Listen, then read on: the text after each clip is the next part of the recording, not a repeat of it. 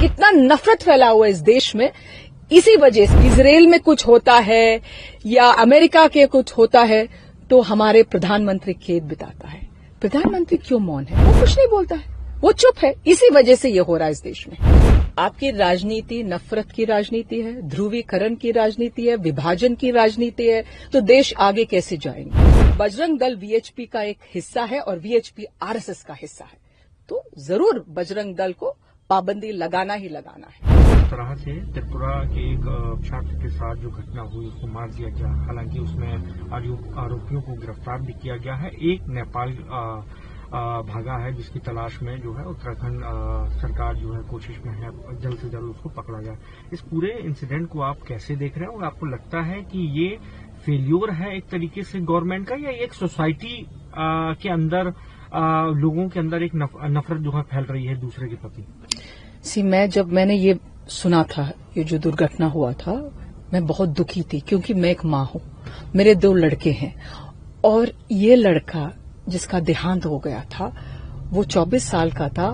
वो बहुत intelligent student है, वो एमबीए पढ़ रहा था उत्तराखंड में और उनको ऑलरेडी जॉब मिला, रोजगार मिला है कैंपस इंटरव्यू में।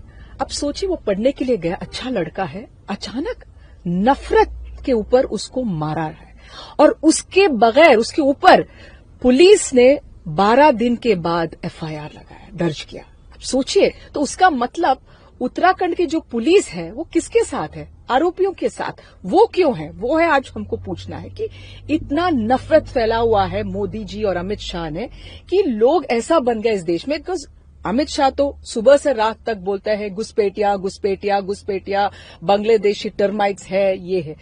मोदी जी बोलता है कि 2024 के जो चुनाव में जब प्रधानमंत्री 2 बार बन चुके, वो बोल रहा है कि कांग्रेस पार्टी आपका बहस छीन के मुसलमानों को देंगे, आपके मंगलसूत्र छीन के मुसलमानों को देंगे। ये कैसे बात करते हो प्रधानमंत्री?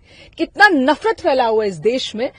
इसी वजह से अमित शाह और नरेंद्र मोदी की वजह से, इसी वजह से वहां भी वो लड़का को भी मारा गया था। और मैं एक सवाल आज पूछना चाहती हूं कि जब इजराइल में कुछ होता है या अमेरिका के कुछ होता है तो हमारे प्रधानमंत्री खेद बिताता है।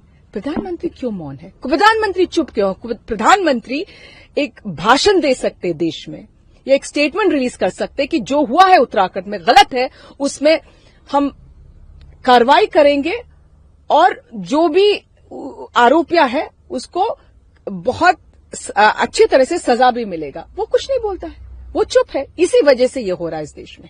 आपकी राजनीति नफरत की राजनीति है, ध्रुवीकरण की राजनीति है, विभाजन की राजनीति है, तो देश आगे कैसे जाएंगे?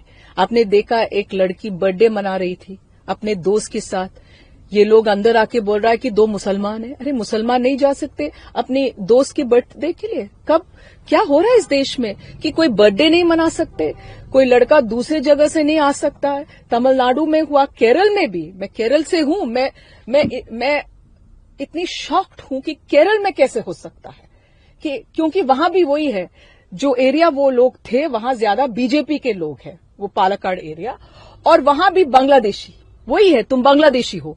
वो आजकल बांग्लादेशी क्या है? हमारा पड़ोसी है और हम और बांग्लादेश में जो रिश्ता थे बहुत अच्छा है, पाकिस्तान के जैसा नहीं था। तो अभी बांग्लादेश को अब दूर रखेंगे, नेपाल को दूर रखेंगे, मालदीव्स को दूर रखेंगे, कैसे आगे जाएंगे इस देश? आपने मैम एक ट्वीट भी किया जिसमें बजरंग दल को लेकर आपने कहा कि बैन होना चाहिए भारत में, ऐसा आपको क्यों लगता है? जरूर बैन होना चाहिए। एक जो संगठन का जो बैन पाबंदी लगाना है वो बजरंग दल है। याद कीजिए 2002 में जो हुआ है, बाबू बजरंगी, हाँ, वो कन्विक्टेड था, उसको सजा मिला था क्योंकि वो उस जो दंगे हुए थे गुजरात में उसमें इन्वॉल्व था। ग्राम स्टेन्स और उनके बच्चे को मारा किसने? उड़ीसा में जलाया गया, जिंदा जलाया गाड़ी के अंदर बजरंग दल। नासिरुल जुनैद को किसने जलाया था? बजरंग दल।